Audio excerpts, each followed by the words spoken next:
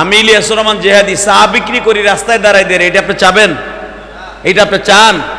যদি আপনি এটা চান, আমি মনে করবো আপনার জন্মের মধ্যে ভেজাল আছে। কথা বলেন না কেন? কেন ভেজাল আছে? উতুল্লিম বা'দা যালিকা জানিন। বিশ্বনবী বলে, যারা আমি নবীকে তিরস্কারমূলক কথা বলে, ইন্ডিকেট করে কথা বলে, হেকারাতান নজরে কথা বলে, অবশ্যই তার জন্মের মধ্যে ভেজাল আছে। ওই সূত্রে উলামা একরাম, নবীদের ওয়ারিস আলেম উলামাকে যারা ইন্ডিকেট করে কথা বলে, আলেম উলামাকে যারা অপমানমূলক কথা বলে, এরাও মনে করবেন এরাও মা বাবার পিতৃ পরিচয়হীন অবৈধ সন্তান। ভালো করে বুঝবেন। আবার দেখবেন হঠাৎ করে ইউটিউবে এই অশ্বিন নেই আমারে শুরু করবে গালি, যে যারা আলেমদেরকে তিরস্কারমূলক কথা বলবে হেরাই অবৈধ সন্তান। হ্যাঁ, ফতোয়া নিয়ে আসেন। যদি কোনো আলেম ফতোয়া দিতে পারে যে আলেমদেরকে গালি দিলে, আলেমদেরকে তিরস্কার করলে, আলেমদেরকে বকা দিলে তার জন্মের মধ্যে ভেজাল নাই, এই শব্দটা যদি কেউ ইউজ করতে পারে, খতিবগিরি আর করবো না। ভালো করে বুঝবেন।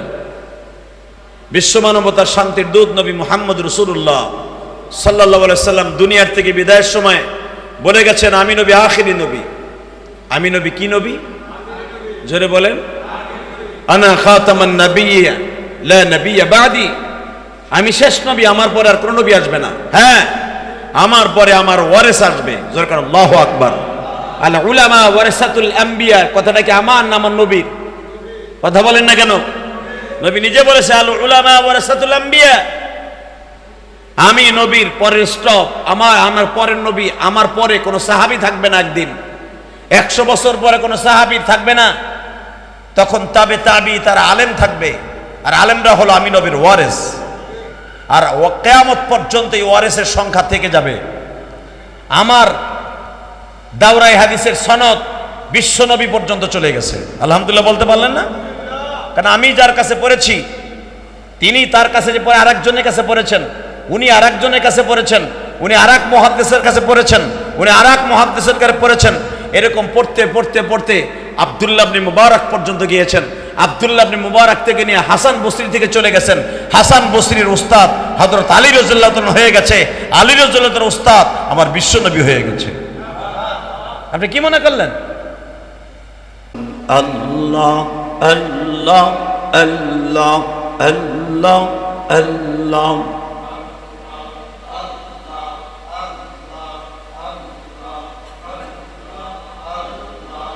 আল্লাহ আল্লাহ আল্লাহ আল্লাহ আল্লাহ।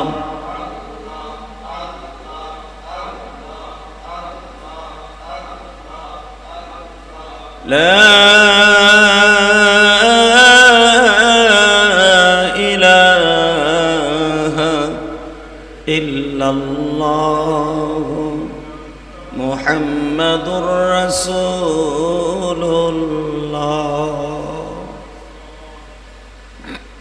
সাল্লাল্লাহু আলাইহি ওয়াসাল্লাম। আল্লাহর যাকিরিন, শাকিরিন, মুহিব্বিন,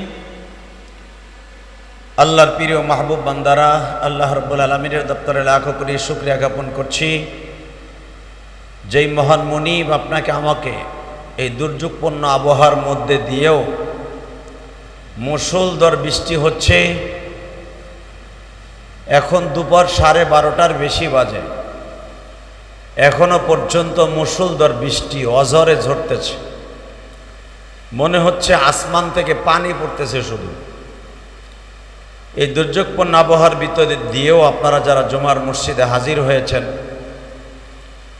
ওই আল্লাহ পাকের প্রশংসা করছি। একবার জোরে সরে বলি আলহামদুলিল্লাহ। আসলে জুমার নামাজ পড়ার জন্য আল্লাহ পাক সকলকে আসার তৌফিক দান করেন না।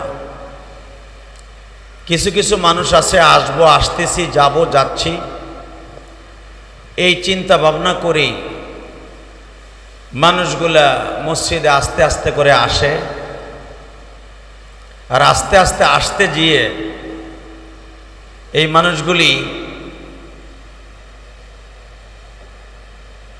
লাস্টে এমন একটা টাইমে মসজিদে আসে, যেই টাইমে মসজিদে আসতে গেলে দেখা যায় শুধু জুমার ইকামত ছাড়া বয়ান তার নসিব হয় না। কথা ঠিক না বেঠিক?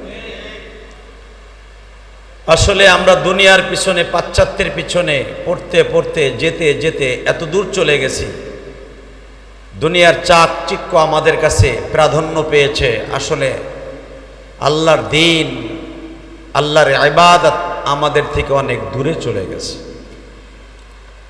আল্লাহ সুবহানাহু ওয়া তাআলা আমাদের সবাইকে বেশি বেশি করে মৃত্যুর পদযাত্রী হিসাবে বেশি বেশি আমল করে দুনিয়ার থেকে বিদায় হওয়ার তৌফিক দান করুন।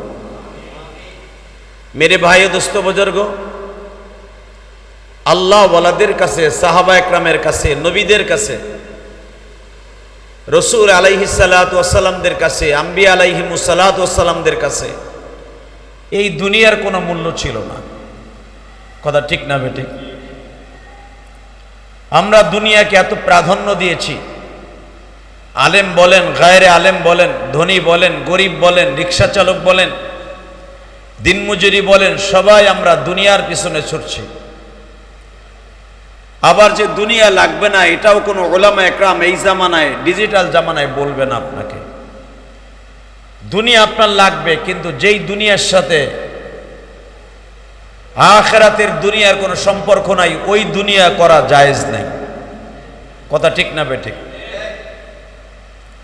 আর দুনিয়া মাজরাআতুল আখিরা। আজ থেকে 1447 বছর আগে বিশ্ব মানবতার শান্তির দূত নবী মুহাম্মদ রাসূলুল্লাহ সাল্লাল্লাহু আলাইহি ওয়াসাল্লাম এই দুনিয়া আবির্ভূত হয়েছিলেন। বিশ্বনবী তার হাদিসে, আল্লাহ পাক তার কালামে মাজিদের মধ্যে বলেন, বাল তু'থিরুনাল হায়াতাদ দুনিয়া ওয়াল আখিরাতু খায়রু ওয়া আবকা। কোরআনের এই আয়াত নাজিল হওয়ার সাথে সাথে বিশ্বনবী তার পবিত্র জবান দিয়ে এই হাদিসগুলা বর্ণনা করেছেন। আর দুনিয়া মাজরাআতুল আখিরা, এই দুনিয়াটা হলো আখিরাতের সামনে ক্ষেত স্বরূপ, ফসল ফলাদি আবাদি জারাআত স্বরূপ, ফসলি জমিনের মতো। আখিরাতের ফসলকে রোপণ করতে হবে এই দুনিয়ায় বসে। কথা ঠিক না বেঠিক?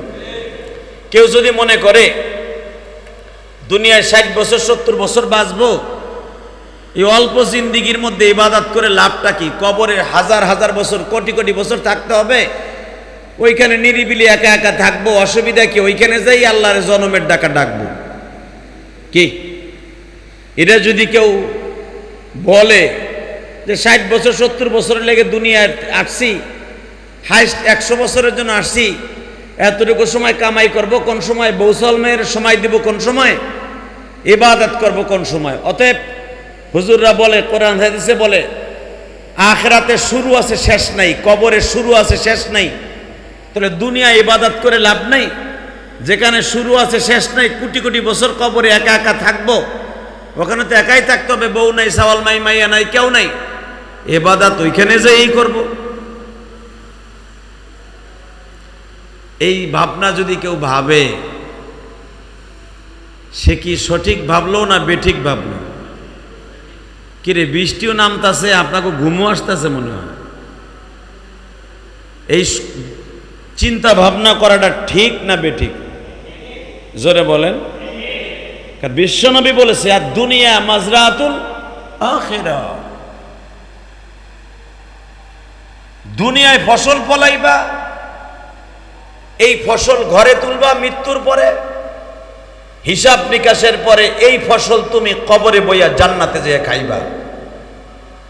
কিন্তু এই দুনিয়ায় যদি ফসল না ফলাও, আর দুনিয়া মাজরাতুল আখিরা, এই দুনিয়ায় যদি কেউ ফসল না ফলায়, কবরে যে শুধু হায় হায় হায় হায় হায় হায়, ইয়া নাফসি ইয়া নাফসি বলবে, আর কোনো উপায় থাকবে না। কথা বাস্তব না বাস্তব? এই জন্য এই দুনিয়ায় যারা আম্বিয়া আলাইহিমুস সালাতু ওয়াস সালামরা ছিলেন, সাহাবা একরাম ছিলেন, এর পরের স্টপ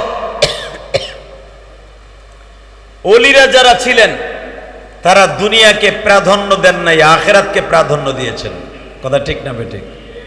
যেরকম আমি আপনাদের সামনে একজন ওলির কথা, আজকে তাফসির দেখতে যেয়ে একজন ওলির কথা দেখলাম। এই অলির কথা কোরআন শরীফে আছে না নাই? এই কথা বলেন না কেন? অলিদের কথা কোরআনে আছে না নাই? আলেমদের কথা কোরআনে আছে না নাই? আজকে অনেকেই আলেমদেরকে না বুঝা গালি দেয়, কয় এগুলো ধর্ম ব্যবসায়ী। আরে মগার ভো মগা, আলেমরা তো ধর্ম ব্যবসায়ী করবে, আর তোরা ব্যবসা করবি হারাম ব্যবসা। কথা ঠিক না বেটি? আলেমরা তো ধর্মই ব্যবসা করবে। এই যে কোরআন হাদিসের ওয়াজ করতেছি, ধর্মের কথা বলতেছি না? ধর্ম ব্যবসায়ী বলতে মগার ভো মগা কি বোঝে ও নিজেও জানে না। কথা বলেন না কেন? এই আমি আলেম, ধর্ম ব্যবসায়ী ছাড়া। এখন আপনি যদি আমারে কন আপনি অটো রিক্সা চালাবেন, আপনি মদের ব্যবসা করবেন, আপনি ধর্ম ব্যবসা না করে আপনি ব্যবসা করবেন ওই রাস্তায় বসে সরাল ক্লাবের সামনে, অথবা কদমতলি, অথবা গুলিস্তানের মোড়ে দাঁড়ায়া, গোলশান মোড়ে দাঁড়ায়া, পার্কের পাশে বসে আপনি সিগারেটের ব্যবসা করবেন, আপনি বলেন এটা বলবেন আপনি? কথা বলেন না কেন?